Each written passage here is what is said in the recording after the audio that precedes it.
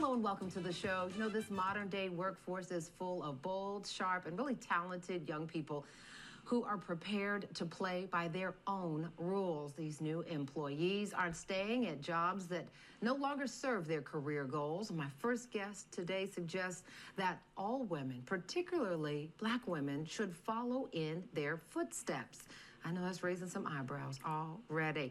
Krishna Powell is the CEO of HR for Your Small Biz, and she's also a seasoned HR professional with more than 30 years of experience. She says it's time for Black women to burn the Superwoman cape, stop going above and beyond at work all the time. A notion that really kind of goes against what our parents told us about always being the best, right? Please welcome Krishna Powell to the show. Hello. Hello. Thank you for having me. Nice. I'm really interested in this topic and this conversation because, as she mentioned, our parents have taught us to work hard at whatever we do, whether we're in school, whether we're at work, whatever the case is. So I'm real interested to see why a person would say in the title that stop going above and beyond at work. I don't understand it, but let's find out. Nice to have you here. I want to dive right in because and I know, and they all know that our parents, our grandparents said, you got to be the best, you got to be the brightest, you got to be the earliest, you got to stay the latest, all of those things to stand out and compete just to get the job and then keep it. Exactly. You say that has shifted. How so? It has. So my question a lot of times to leaders is, where has that gotten us? Because they saw someone such as myself say, thank you for 20 years of service. Here's your severance. We no longer need you. That would. Let's talk about that for a quick second. Where did that get you? It got you 25 years plus in an organization to even be considered and offered a severance. People, do you realize what that means? Is that the company held on to you long enough because they saw the potential. You are the face of the business, and as a reward for no longer working there ever again in your life, they're going to pay you a severance package, giving you money beyond what you worked currently. So that's, again, interesting. Let's continue. Your experience personally. Yes. And that hurts. Exactly. And leaders are going through that now, and they're thinking, I've given my all. I've given you my very best, especially Black women. And then to be told it's not enough. Oftentimes, they will still choose someone less qualified than you, just for the sake of keeping an image, keeping you in a box, and wanting you to only achieve a certain level. So from a workforce standpoint, what does that look like for you and the lessons that you have learned that you now share? The only time I've actually seen or even heard of somebody, an organization hiring somebody else other than you is, one, you're no longer qualified, two, they're more qualified than you, or three, they're willing to work equal for less the pay. So company finances change all of the time based on economic indicators. This is why you see in fourth quarter, a lot of times companies lay off, and that's to strengthen the balance sheet, the P&Ls, to ensure shareholders that they still have control over the financials. Sometimes things get out of control and they hire people for X amount of dollars.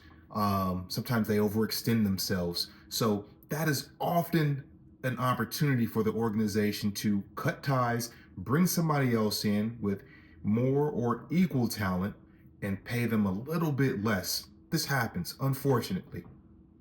With others, right? You get so far, you've done all the things you said you were supposed to do. What do you tell women who have we thank you for your time and commitment, but we're going in a different direction now. Not because you did anything wrong, but because we're changing the model. So I tell leaders, go in, and women in particular, do your best, but don't give them your best. And so what that means is that work with what they've given you, but don't try to turn water into wine and think that because we do that, that means we're going to come out on top, because we're not. So I know there's going to be somebody who's listening and says, are you saying don't do your very level best. Because it sounds like that is kind of what you're saying. What I'm saying is, if they give you and say, here is what I want you to work with, that's what you work with. So then how do you stand out if everybody is working?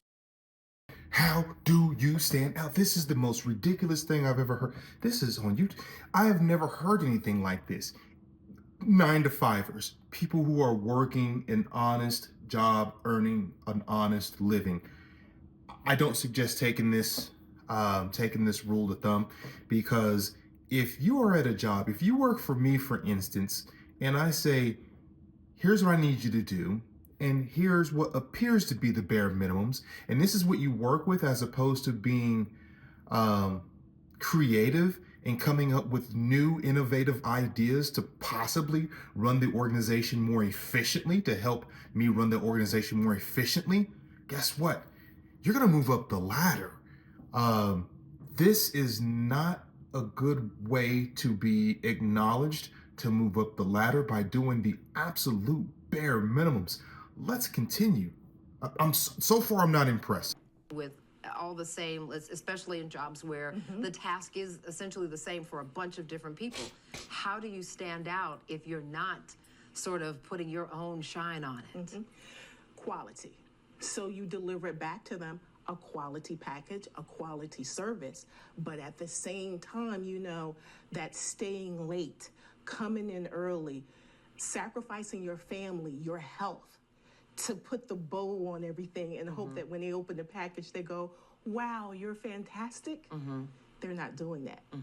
And when you look at the generations and what's going on in the workplace, mental health is suffering. Yeah. People are physically suffering. Right. Why? Because you've given so much of yourself that you have even forgotten to take care of yourself. So do that first and foremost before you go ahead and put the bow on for everybody else. So for women particularly who are trying to move up the corporate ladder, let's say, and really in any industry, but that corporate ladder, those women trying to make it to the C-suite, what does that look like when so much of what we have to do professionally does come with a sacrifice personally? So if you want to make that sacrifice, I'm not saying you cannot make that sacrifice or don't make it. Just know the cost. Are you really willing to pay the cost in regards to your health, your mental well-being, as well as understand the fact that if there is a choice between the numbers and your position, it will always be your position. This is a common case of work-life balance. And I'm specifically talking to my corporate workers, my 9-to-5 workers. As entrepreneurs, we know that there's no work-life balance. There's only work, and you work hard in order to, in the future, earn some balance. But she's mentioning mental health and possibly putting that first before work. No, you're absolutely right. Always consider your balance with your emotional ties to yourself and your family and your health. So always consider that. I understand that. But when you're at work, give it your all. Again, I've been in both categories. I've been at a 9-to-5 job. I've worked your corporate, and I have been an entrepreneur ever since. And there is a huge difference in how you get noticed. And again, always consider your work-life balance when working your 9-to-5, but don't get it twisted. Don't get lost in thinking that I'm going to do the bare minimum, not put a bow on it, and not have this project look beautiful, take it as is. I don't agree with that. And if you think that that's going to get you anywhere, give it a shot. And I can assure you that your emotional standards will start to decline because you're going to see everybody overshadowing you. It's just that simple. Let's continue. Let's wrap this up. Yeah. If you walk into it exactly. If you walk into it understanding that, then go for it. But don't be surprised and upset and disappointed when you find that your position is no longer needed. So then again, I want to sort of drill down though on women who may be in their 30s, in their 40s, because as we see with this generation, they're like, okay, we watch the aunties and the uncles, do this whole stay for 20 some years, and sometimes it pays off and sometimes it doesn't. What do you say to those who say, I'm not going to take that traditional path? How do you then stand out if you're going to open your own business or work in a contracted position? How is that looking? So the way it looks is, again, you do the job, you do it to the best of your ability. You think about the sacrifices that you're willing to. But that's not what she said. She didn't say do it to the best. The best of your ability is giving it your all and then some. What is your ability? Let's find out what your capabilities are. That's not what she said. So this is very contradictory. She's saying give it your bare minimums. That means you're already setting your sights on what are you giving me to work with, and this is all you're going to get. Not to find this extra energy like she's mentioning now to get this job done. Well, that is the bow that we're talking about. That is making it look pretty. So again, this is a little contradictory. And if it is fine with you, you go ahead and do them. But what it looks like you doing is, yeah, it's okay to stay late. It's okay to come in early.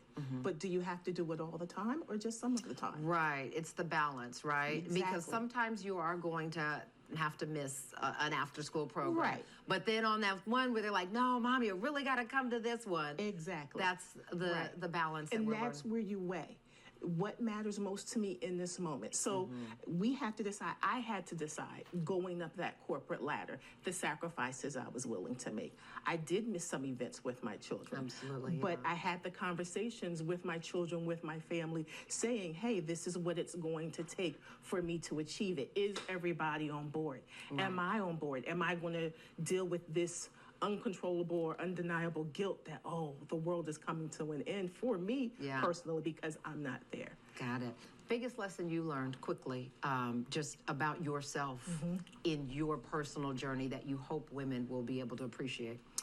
The biggest thing that I have learned is that I'm worth it. And we forget that. I hope I'm pronouncing this right, the Portia show. You can tell just by her body language that she's ready to wrap up. Again, we're going to end it here. If this is something that you're taking to heart in terms of just giving it your bare minimums, good luck at work. I think you're going to find yourself in this revolving door of employment. You're not going to be happy. You're going to always start at at a bare minimum at best in terms of salary. You're not going to necessarily learn anything because guess what? The ones that are going above and beyond, these are the ones that you want to learn from, right? They found that special sauce. They know how to create work-life balance and giving a little bit more. And unfortunately, this type of attitude is going to keep you away from those people and kind of keep you down here at a level to where you're hardly learning, right? You're given a script at work and you're saying, just do this. And that's all you do. And you don't go outside that script. But where's the learning happen, right? How do you move up a corporate ladder? And maybe she has her own business now, which is good, because she no longer has to work within that realm. But for those that do, I don't suggest doing this at all.